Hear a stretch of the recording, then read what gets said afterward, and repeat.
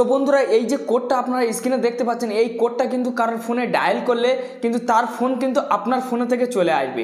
এবং কি ফ্রেন্ডস, এই কোডটা আপনি যখনই ডায়াল করে দেবেন, সে আপনার আপনার কল সে কিন্তু নিতে পারবে না, তার কল কিন্তু আপনি নিয়ে নিতে পারবেন। এবং কি অটোমেটিক কালে কিন্তু সে যদি কল যদি নিতে চায় তাহলে কিন্তু তার কাছ থেকে কিন্তু অটোমেটিক কালে কিন্তু ডিলেট হয়ে যাবে, সে নাম্বার কিন্তু ডিলেট হয়ে যাবে, সে কিন্তু কল নিতে পারবে না, তার কাছে কল যাবে না।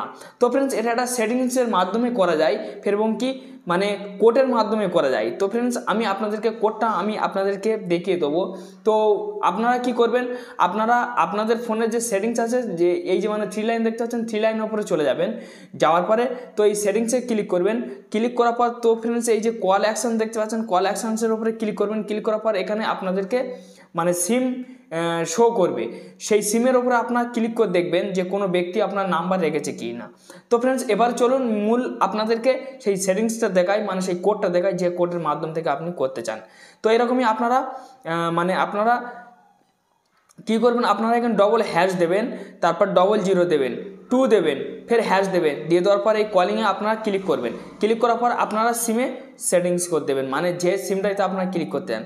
তো এখানে দেখুন call forwarding in success, success হয়ে গিয়েছে আমার। তো ফ্রেন্ডস দেখুন, অটোমেটিক কালে কিন্তু আমার কিন্তু সমস্ত নাম্বার কিন্তু চলে গিয়েছে। তো আপনারা অলরেডি বুঝতে পেরেছেন যে এইভাবে কিন্তু আপনি কিন্তু এই কোড কিন্তু ডায়াল করে রাখতে পারেন। চাইলে আপনার দুটো সিমে আপনি রেখে দিতে পারেন, আপনার ফোন কেউ কিন্তু নিতে পারবে না।